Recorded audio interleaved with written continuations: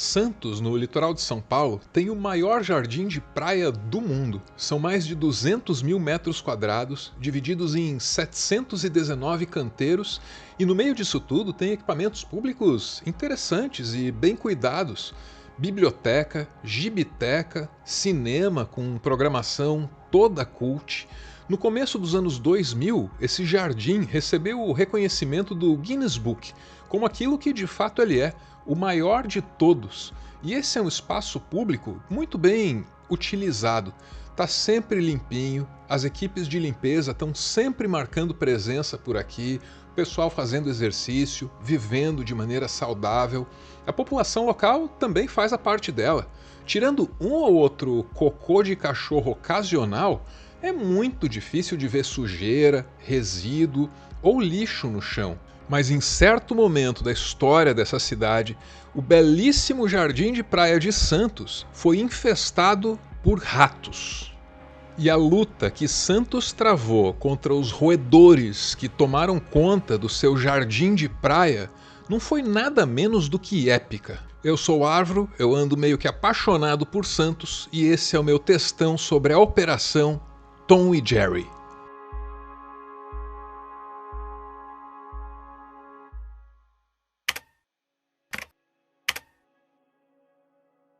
Em 1969, Santos escolheu como prefeito um homem chamado Esmeraldo Tarquínio.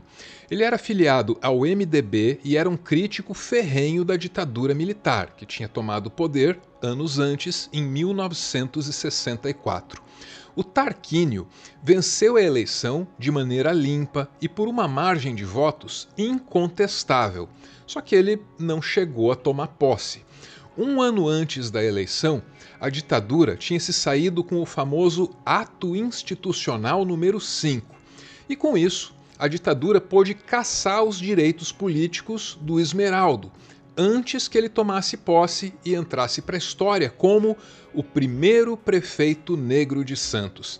Pela lei que vigorava naquela época, a prefeitura deveria ficar com Oswaldo Justo, o segundo colocado. Só que o Justo considerou que seria indigno assumir o cargo naquelas condições. E ele fez o que pouquíssimos políticos brasileiros fizeram ao longo da história desse país. O Justo recusou poder. Já ouviu falar nisso? Num político que recusa poder? Aconteceu em Santos. Em Brasília, os generais da ditadura passaram a ver Santos como um foco de rebeldia. A cidade foi chamada de Moscou Brasileira, de Cidade Vermelha e ainda ganhou uns outros apelidos ligados ao pânico anticomunista. A ditadura não poderia deixar aquilo passar batido e resolveu castigar Santos. A ditadura tirou da prefeitura a sua autonomia política. Santos passaria, a partir dali, a ser considerada uma área de segurança nacional e, colocada nessa categoria, Santos teria um prefeito indicado diretamente por Brasília. A ditadura nomeou como prefeito de Santos um general chamado Clóvis Bandeira Brasil. O Clóvis tinha nascido em Belém do Pará, a quase 3.000 quilômetros de Santos. Ele nunca tinha pisado na cidade até 1966, quando passou a comandar a guarnição militar de Santos. Só que a ditadura entendeu que isso e a amizade que esse general tinha com o então presidente Costa e Silva eram qualificações suficientes para que ele fosse prefeito. O Bandeira Brasil fez a administração mais controversa da história de Santos. Os mais antigos na cidade dizem que só não foi uma gestão abertamente escandalosa porque era ditadura militar e quem denunciasse corrupção ou incompetência corria o risco de aparecer suicidado no dia seguinte, como aliás já tinha acontecido com o José Jobim, um diplomata que estava prestes a denunciar a corrupção na construção de Itaipu e foi morto. A tradição oral de Santos registra que, na administração do general, a cidade começou a ficar suja, mal cuidada, desleixada, coisa que Santos nunca tinha sido. A imprensa naquele período sofria censura, mas mesmo assim há indícios nos jornais da época de que a limpeza pública estava virando um problema.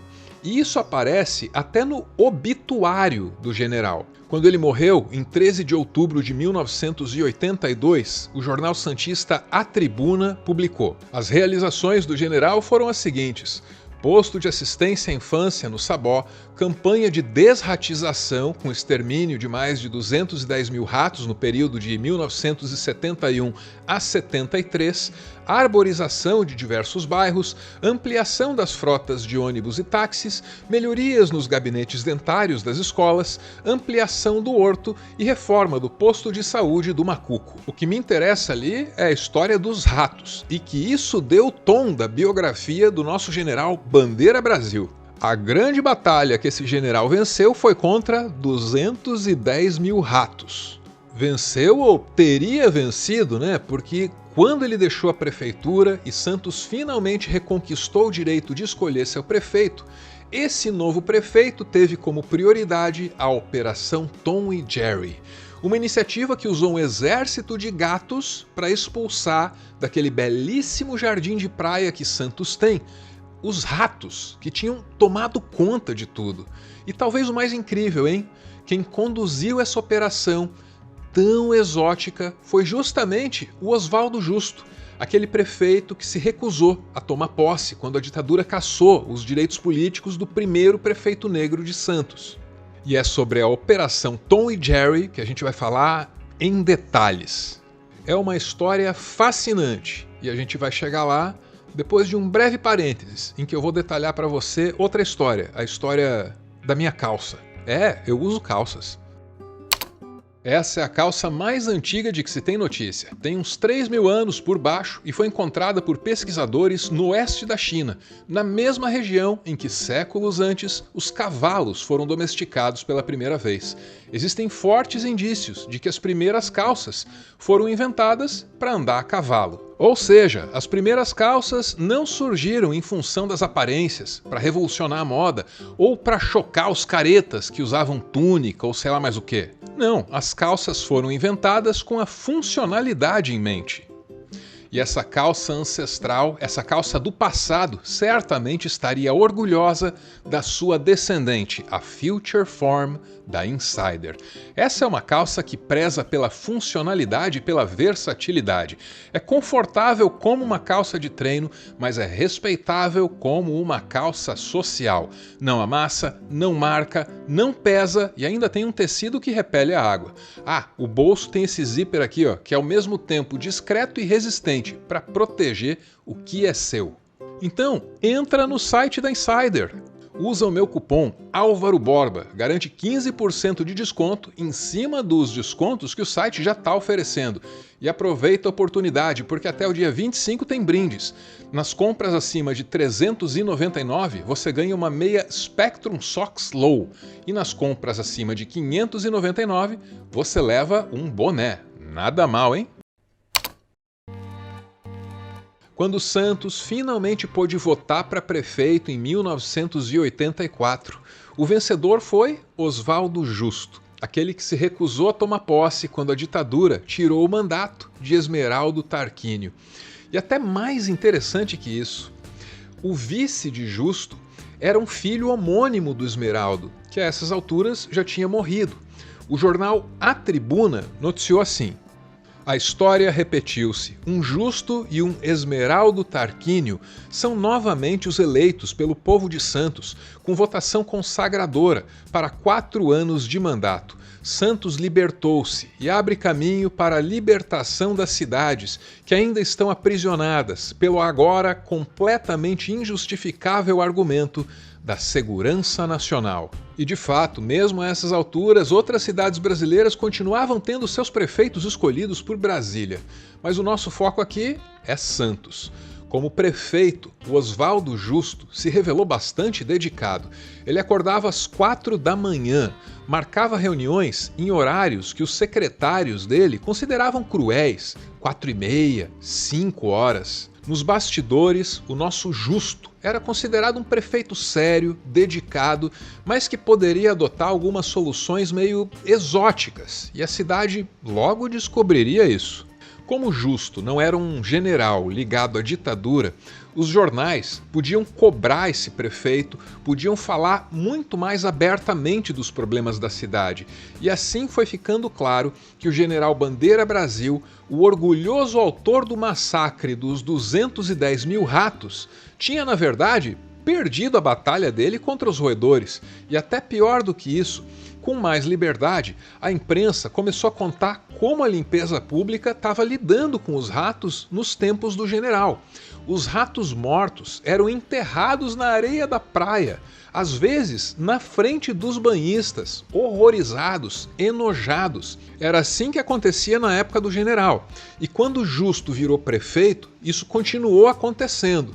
Aí, claro, ele começou a ser cobrado, né? A um jornal, ele disse o seguinte: se eu pegar ou souber que algum funcionário da Prodesan está enterrando ratos na praia, eu enterro ele junto. A Prodesan é a Progresso e Desenvolvimento de Santos, empresa responsável pela limpeza. Está por aí até hoje e emprega por baixo umas 1000 pessoas. Na gestão do Oswaldo Justo, esses funcionários contaram com a ajuda de um exército de gatos. Ele poderia ter usado raticida contra os ratos, veneno, como fazia o general antes dele. Mas não, o Justo era um cara que pensava fora da caixa. Como defensor da ecologia, não aceito essa prática, mesmo porque o veneno, além de matar os roedores, acaba atingindo passarinhos. Sou a favor do equilíbrio ecológico e, portanto, do uso de gatos para matar os ratos. E assim, ele espalhou centenas de gatos pelaquele maravilhoso jardim de praia. A imprensa chamou isso de Operação Tom e Jerry. No começo deu certo, Justo virou destaque nacional, posou para foto na capa do Jornal do Brasil, estava indo tudo muito bem, os ratos estavam sumindo, os gatos eram um sucesso, só que aí vieram os problemas. E esse recorte de jornal aqui dá uma medida disso. Vamos ler. A iniciativa do prefeito Oswaldo Justo em substituir os raticidas por gatos nos jardins da praia está sendo bem recebida pelos frequentadores da orla. Entretanto, a divulgação do plano em diversas estações de TV está fazendo com que muitas pessoas abandonem seus gatos na área, o que traz um novo problema. Com o aumento da população felina na praia e, consequentemente, dos filhotes, muitos jovens se divertem atirando os animais no canal, revoltando os frequentadores. Alguns populares têm o hábito de levar comida para os gatos e eles sugerem a construção de abrigos de alvenaria para os animais, para que fiquem protegidos da chuva e do vento. E o prefeito Justo humildemente acatou essa sugestão, mandou fazer as casinhas para os gatos e foi lá inaugurar. Os ratos sumiram, os gatos se integraram à paisagem e qualquer violência contra os gatos passou a ser fiscalizada pela própria população, que aprendeu a gostar dos gatinhos espalhados pelo jardim de praia. Quando Justo terminou o mandato dele, a Operação Tom e Jerry era considerada um sucesso absoluto contra todas as expectativas. Mas aí veio um surto de bicho geográfico. A essas alturas, a prefeita já era outra, Thelma de Souza. A gestão da Thelma culpou os gatos pelo surto de bicho geográfico e se comprometeu a encerrar logo de uma vez a Operação Tom e Jerry, o que de fato ela fez, apesar de ser muito criticada.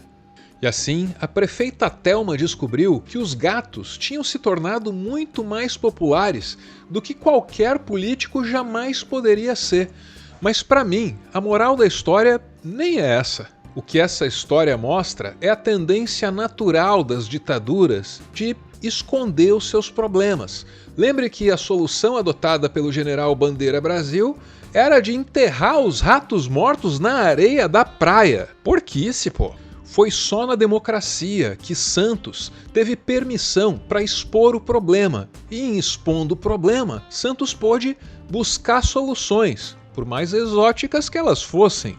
Então, a Operação Tom e Jerry, para mim, é uma espécie de redução simbólica de todos os processos políticos que o Brasil viveu no século XX. Uma história fascinante. E ainda por cima tem gatinho, né? Toda história com gatinho é legal.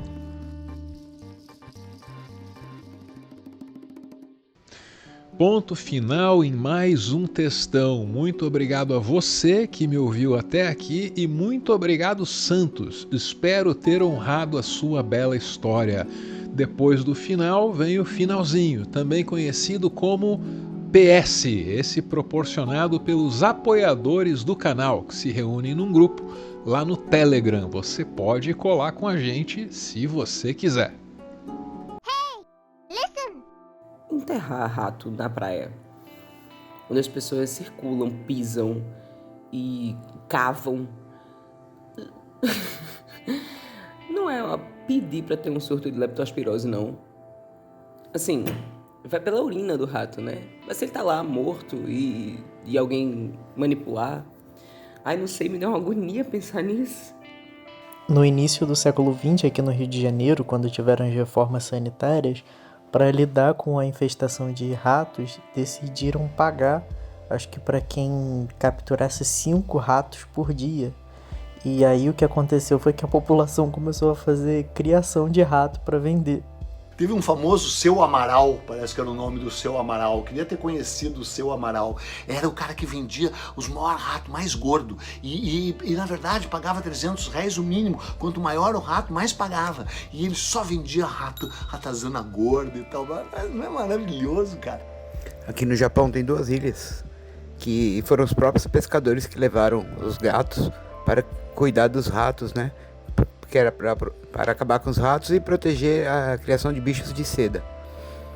Só que a população foi envelhecendo e diminuindo, muitos gatos ficaram lá. Hoje tem projetos do governo para castrar os gatos e tentar diminuir essa população de gatos. Eita, que a gente tá precisando de muito gato nesse Congresso Nacional, viu? Imagina aí se a gente tivesse, porque com a quantidade de rato que tem lá. Finalzinho e finalzinho. Aquele momento em que eu aproveito para pedir a sua ajuda que de fato eu preciso. Se você quiser mandar um sinal de vida, seja ele de qualquer forma aí, um comentário, uma curtida, aquele botão valeu demais, que eu defino aqui como o equivalente à gorjeta do Uber do conteúdo, para quem está se sentindo assim abençoado, generoso, ou esse também é legal, a inscrição no canal. Pô, eu vou ficar muito feliz, muito mesmo. Acho que é isso, essa era a ajuda aí que eu queria pedir. Previsível, né? Sempre a mesma coisa. Obrigado, valeu!